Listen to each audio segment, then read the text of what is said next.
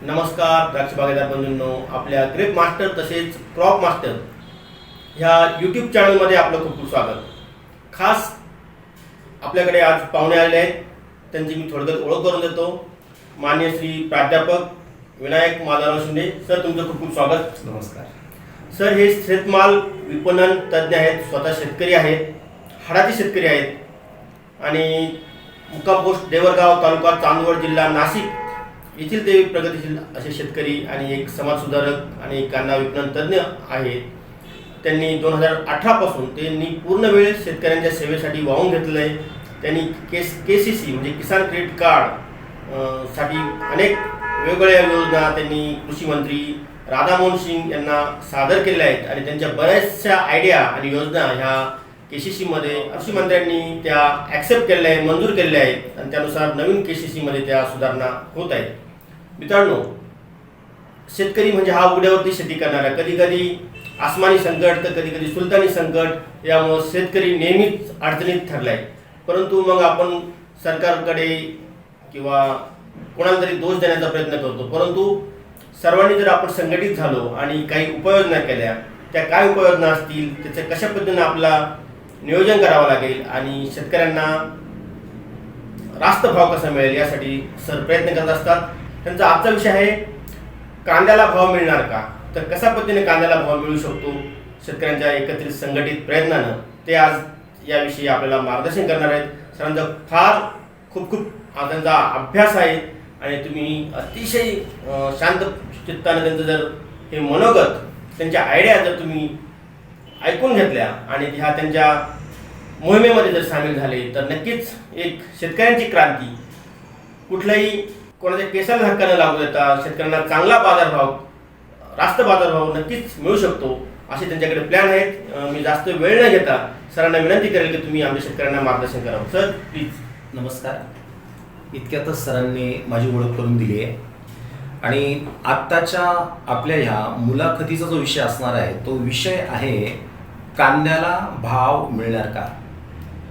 कारण कांदा हे एक राजकारणाचं समीकरण बदलवून टाकणारं पीक आहे आणि महाराष्ट्रामध्ये, मध्य प्रदेशामध्ये, कर्नाटकमध्ये आणि गुजरातमध्ये ह्या राज्यांमध्ये हे सर्वाधिक जास्त प्रमाणात घेतलं जाणारं पीक आणि भारतातल्या एकूण 28 राज्यांमध्ये कमी जास्त प्रमाणात घेतलं जाणारं पीक आहे. तर ज्या भागामध्ये कांदा हे मुख्य पीक आहे तर त्या भागातल्या शेतकऱ्यांचं पूर्ण अर्थकारण, पूर्ण कुटुंब कांद्यापासून मिळणाऱ्या पैशावर अवलंबून आहे. कांदा तोट्यात तर शेतकरी कर्जबाजारी आणि कांद्याला भाव सापडला तर शेतकरी सुखी, असं शेतकऱ्याचं गणित आहे. पण कांदा जो आहे, कांद्याला खूप संकट आहे. निसर्गाचं संकट आहे, अतिवृष्टी होते, कधी दुष्काळ पडतो आणि एवढ्या संकटांना सामोरं जाऊन कांदा पिकवला तर बाजार भाव मिळेल की नाही याचं मोठं संकट असतं. तर मग सगळ्यांच्या डोक्यामध्ये आज हा प्रश्न आहे की कांद्याला भाव मिळणार का. तर आपण याचं एक विचारमंथन करणार आहोत. कांद्याला भाव तर नक्कीच मिळेल, पण कांद्याला भाव का मिळत नाही ह्या गोष्टींचा आपण विचार केला पाहिजे आणि ज्या गोष्टींमुळे कांद्याला भाव मिळत नाही तर त्या गोष्टींमध्ये आपण सुधारणा केली पाहिजे. मग आपल्या कांद्याला भाव नक्कीच मिळणार आहे. तर माझा पहिला जो मुद्दा आहे तो असा की कांद्याला भाव न मिळण्यामागे जबाबदार कोण. तर आता कांदा पिकवणारा आणि ज्या देशात कांदा पिकतोय त्या देशातली त्या मालाची विक्री व्यवस्था, या दोन गोष्टींवर आणि निसर्ग, या अशा 3 गोष्टींवरती बाजारभाव अवलंबून असतो. मग त्याच्यामध्ये बघा, साहजिकच आता सरकार जबाबदार आहे किंवा नाही हा प्रश्न येतो. बाजारभाव न मिळण्यामागे शेतकरी स्वतः जबाबदार आहे किंवा नाही हा दुसरा प्रश्न येतो. तर सरकार जबाबदार आहे किंवा नाही याबद्दल मी इतकं सांगेल की शेतीचं, कांद्याचं उत्पादन जे आहे ते आपल्याला जितकं पाहिजे तितकंच होईल असं नाही. नुकसान झाली तर ते उत्पादन घटेल आणि अनुकूल परिस्थिती राहिली तर ते उत्पादन वाढेल. मग उत्पादन जर वाढलं तर बाजारभाव कमी होतात, बाजारभाव कोसळतात, शेतकऱ्याचं नुकसान होतं.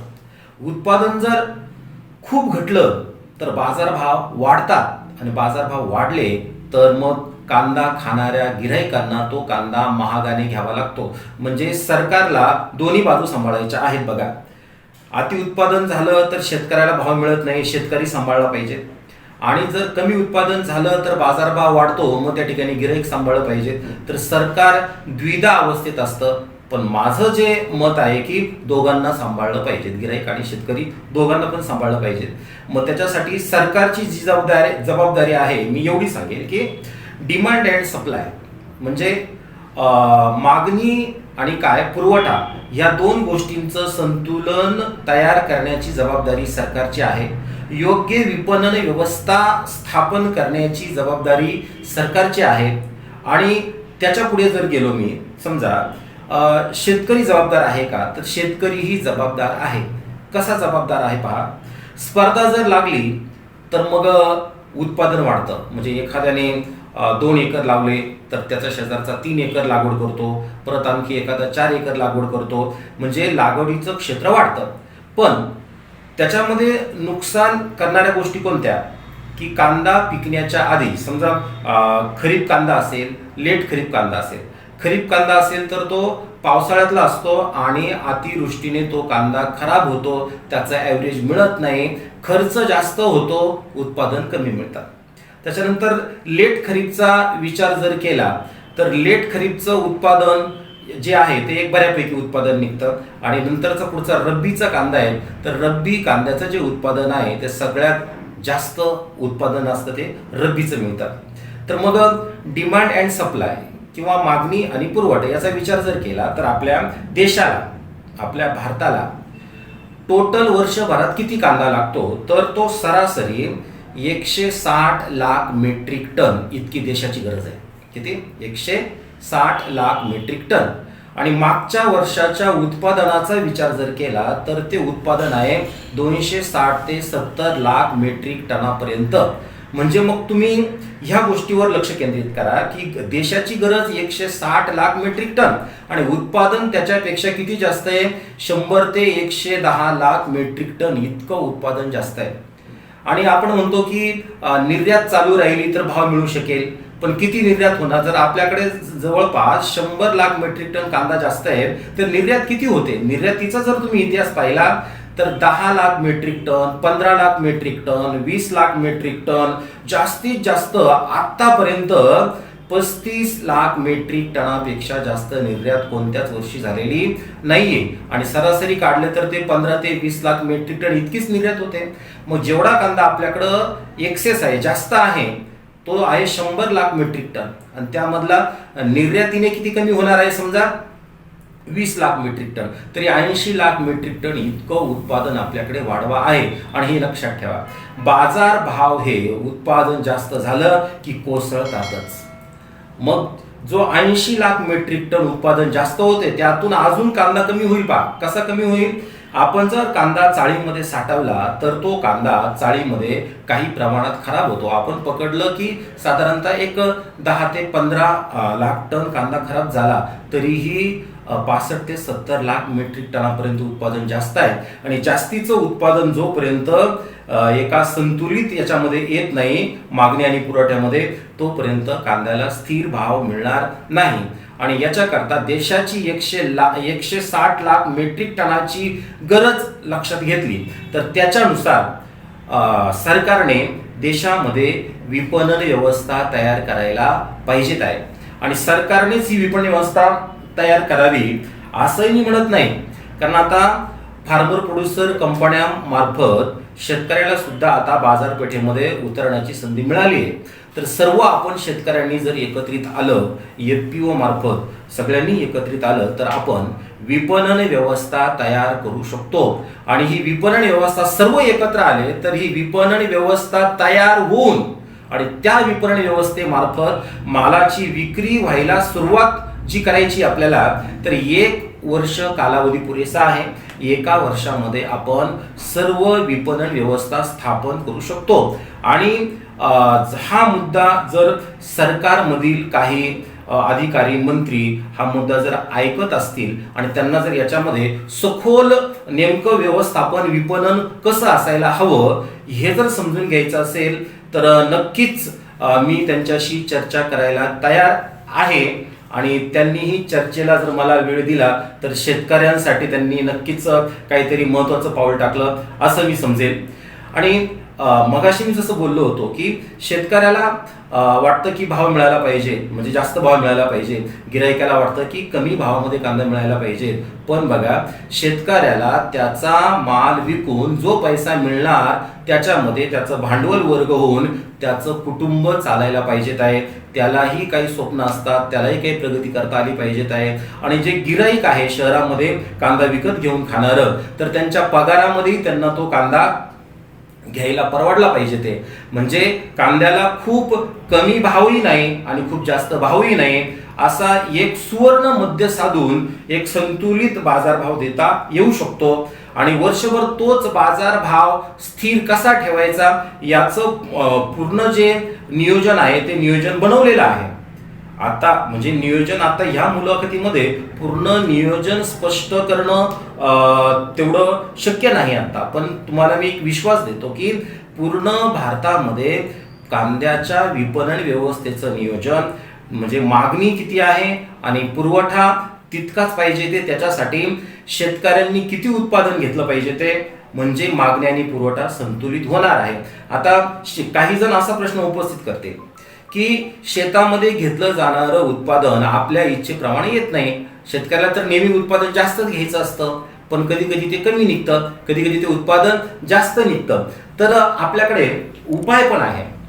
जर दुष्काळामुळे जर उत्पादन कमी निघालं तरी भाव वाढणार नाही आणि अति उत्पादन जर झालं तरीही भाव कोसळणार नाही, याचं नियोजन आपल्याकडे आहे.